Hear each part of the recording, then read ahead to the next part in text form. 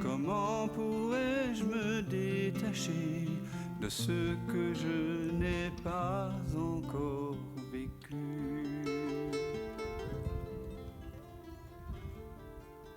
Vous savez que ce que vous êtes n'a rien à voir avec le temps. Et vous voyez tout ça apparaître. Regardez, en ce moment, Angela se touche les cheveux. Toi, tu clignes des yeux. Tu respires d'une certaine façon. Tu es assis d'une certaine façon. Certaines sensations dans le dos, dans les épaules. Toi, tu as les jambes croisées. Est-ce que vous avez choisi tout ça? Est-ce que vous avez choisi de faire ces gestes-là? Est-ce que tu as choisi de te remettre comme tu te remets? Est-ce que... Bonjour. Bonjour. Est-ce que Mathieu a choisi de s'installer sur cette chaise-là, exactement comme il le fait? Est-ce que Brigitte a choisi de regarder à gauche? Est-ce que Agnès a choisi d'appuyer un peu plus le pouce droit sur le bras gauche? Je ne sais pas. Est-ce que vous respirez? Est-ce que vous avez choisi exactement de respirer comme ça, de faire durer la respiration 7,7 secondes et 5 dixièmes plutôt que 8 secondes et 3 dixièmes? Est-ce que vous avez choisi d'avoir telle pensée? Voyez qu'en cet instant, vous êtes vécu. Nous sommes vécus totalement. Est-ce que je choisis de dire les mots que je dis? Non. Il n'y a pas quelqu'un, il n'y a pas une entité qui choisit. C'est cela que nous nous désidentifions de l'idée erronée qu'il y a un centre quelque part, un centre individuel, personnel. Il n'y a rien de personnel dans une pensée. Il n'y a rien de personnel dans une émotion. Il n'y a rien, il n'y a pas quelqu'un en coulisses qui manipule les pensées et les actions. Ça se fait. Vous ne pouvez pas ne rien faire, c'est impossible. Ça mange, ça va aux toilettes, ça fait de la gym, ça joue de la guitare, ça prend le métro, c'est comme ça. Mais vous pouvez l'observer. Vous pouvez contempler ces mouvements, comme si vous contempliez un personnage, un personnage au cinéma, ou comme un paysage, je voulais dire. Vous voyez le vent dans les arbres, vous contemplez le vol des oiseaux, la course des nuages, les voitures sur le périph', les gens qui sortent du bus. Eh bien, vos sensations, les fourmillements qu'il y a en ce moment dans la paume des mains, dans le visage, le battement cardiaque, les tensions peut-être dans les épaules, dans les trapèzes, dans le bas-ventre, dans le plexus. Ça surgit. C'est là, mais c'est pas moi. Je suis témoin de tout ça. Je ne suis pas plus. Ce que je suis essentiellement n'est pas plus les sensations de fourmillement dans les mains que la couleur ou les couleurs et la forme de la table. Et donc en fait le corps, il vit tout seul. Quand il y a cette désidentification au corps, à laquelle on s'invite ici, désidentification du corps et du mental, vous permettez à ce corps d'être libre d'une erreur d'identification. Vous arrêtez de faire de l'esclavagisme. Vous le laissez tranquille. Et le corps, du coup, il se meut, il fait des choses, il est beaucoup plus gracieux, il est beaucoup plus efficient, il a beaucoup plus d'énergie, il a besoin de beaucoup moins de sommeil, parce qu'il y a beaucoup moins de pensées gravitant journellement autour d'une entité fantôme nommée moi-je. Donc il y a moins besoin d'impulsions électriques et chimiques dans le cerveau. Il y a moins de risque de psychose, il y a moins de névrose. En fait, nous nous défaisons de l'idée d'être l'auteur des pensées. Totalement. Il n'y a pas d'auteur. Il n'y a pas d'acteur. Il y a action. Oui, vous ne pouvez pas ne pas constater que ce corps va agir. Donc, la méditation, ça n'a rien à voir avec le fait que le corps soit dans une pose figée et tranquille. Ça aide. Traditionnellement, on a découvert que ça aide. Mais vous pouvez être en train de jouer au foot, je l'ai expérimenté, et être en profonde méditation. Vous pouvez être en train de faire votre marché et être en profonde méditation. Vous vivez en vision sans tête. Et votre corps se meut. Vous n'avez pas besoin de dire c'est moi qui ai marqué le but. C'est moi qui achète les carottes sur le marché. Ça se fait en fait. Donc, observez simplement votre corps. Pourquoi le plus grand enseignement de Krishnamurti, que j'ai beaucoup lu à une époque, qui a été vraiment un maître posthume pour moi, c'est simplement d'observer notre fonctionnement. Observez, c'est ce que disait Jean Klein aussi. Soyez cette écoute attentive, mais sans choix, il disait. Sans intention. C'est juste que nous prêtons à toutes ces observations sur le corps et sur le mental des fausses allégations à chaque instant. Nous pensons que nous pourrions sentir quelque chose qui serait différent.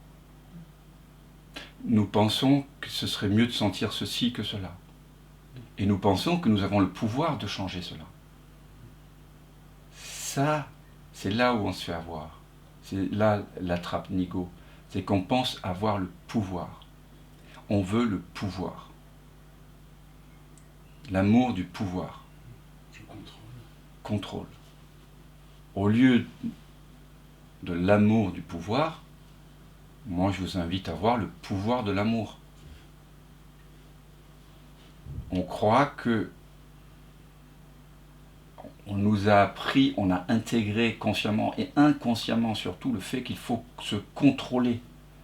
Il faut gérer ses émotions, il faut se contrôler en société, il faut être comme ci, il faut être comme ça. Et donc, comme on nous a répété ça toute l'enfance, avec plus ou moins de bâtons et plus ou moins de carottes, le bâton et la carotte, eh bien à un moment donné, on est conditionné très, très puissamment, très profondément, pour penser que j'ai quand même plus la main, le contrôle sur ce corps-ci que sur la table. Alors là, non. Je n'ai pas plus le contrôle sur ce corps parce qu'il n'y a personne pour avoir le contrôle. Ce que je suis crée autant dans l'instant la table que le corps, que les pensées. Et quand vous voyez cela, toute chose étant égale par ailleurs, le corps se met, comme par grâce, comme une sorte de grâce divine, à fonctionner merveilleusement bien. C'est incroyable. L'action juste. Ouais, l'action juste. Dans la Bhagavad Gita, il y a cet enseignement de Krishna qui dit à Arjuna, le sage est celui qui voit l'action dans l'inaction et l'inaction dans l'action. Ça veut dire quoi? Ça veut dire que vous vivez, le corps fait des choses, mais vous ne cherchez pas à retirer des actions qu'il fait un orgueil, si ce que vous accomplissez est entre guillemets réussi, ou vous morfondre si l'action que vous entreprenez échoue. Vous laissez le corps agir, mais sans aucun but. Vous vivez sans but. Vous vivez en vision sans tête. Vous connaissez Camus, l'écrivain? Il a écrit un merveilleux livre qui s'appelle Le mythe de Sisyphe, où il s'interroge sur le sens de la vie. C'est lui qui a écrit le mythe de Sisyphe? Oui. Ah oui. Le mythe vient des Grecs. Lui, il a écrit un livre qui s'appelle Le mythe de Sisyphe. Et là, il parle de cette remontée Tu connais l'histoire Ouais. de Sisyphe, qui a été condamné par les dieux parce qu'il a voulu, il s'est pris pour un dieu. Toutes les condamnations dans les enfers grecs, c'est toujours la condamnation d'un homme qui s'est pris pour plus qu'il n'est, qui a pensé que le mental pouvait devenir Dieu. D'accord ? Donc il est condamné à des peines, ils sont très forts pour les peines dans les enfers grecs, à des peines ad vitam aeternam. Donc il doit remonter une pierre en haut d'une montagne, et quand elle redescend, et quand il est arrivé en haut, pardon, la pierre dégringole et il doit aller la rechercher. Et Camus, il dit, parce qu'il a vécu des expériences il dit, il faut s'imaginer un Sisyphe heureux, qui regarde comme ça, vers le sommet, mais qui est libéré en fait, je dirais même, quelqu'un qui regarde même pas vers le sommet, le sommet est déjà en lui, dès qu'il est en bas. Si vous êtes en vision sans tête, vous êtes en bas, la pierre est là, vous n'êtes pas en train de vous dire, oh là là, il faut encore remonter la pierre, non. Le sommet est ici, en vision sans tête. Donc, il y a le corps qui pousse la pierre, ou pas. Et vous constatez. C'est ça, vivre en vision sans tête. Vous constatez. Regardez, est-ce que j'ai choisi de faire la danse des mains là? Non.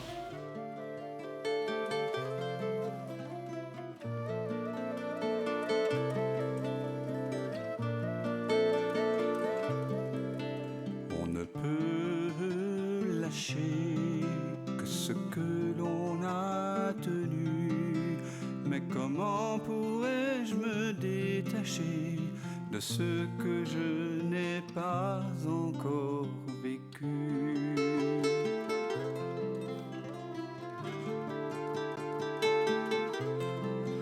Peux-tu fuir ce qui te trouve et couper le fil ténu de ce pressentiment qui t'éprouve au cœur de cette absence reconnue?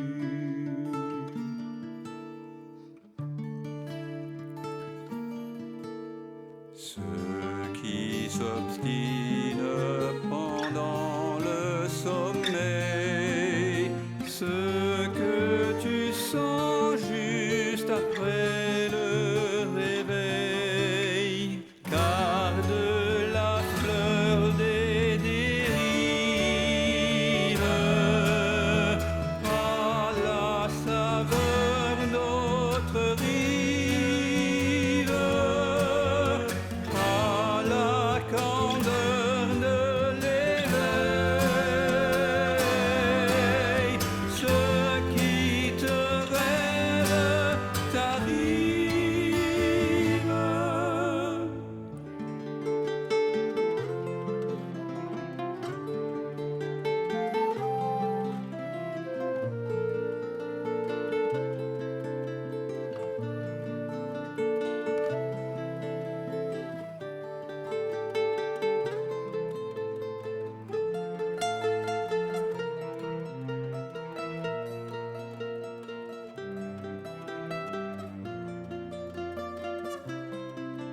Quand la vague se prépare à noyer ton ventre ému, n'aie pas peur, il n'est jamais trop tard pour accueillir le souffle de ta mue.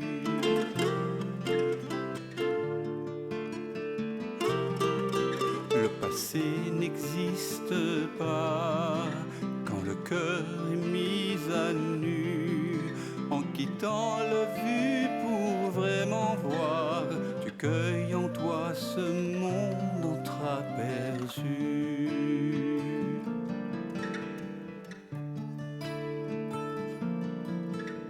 Ceux qui persistent pendant le sommeil, ce que tu sens juste après le réveil, garde la fleur d'autres rives et la beauté des dérives, à la fraîcheur de l'éveil. Ceux qui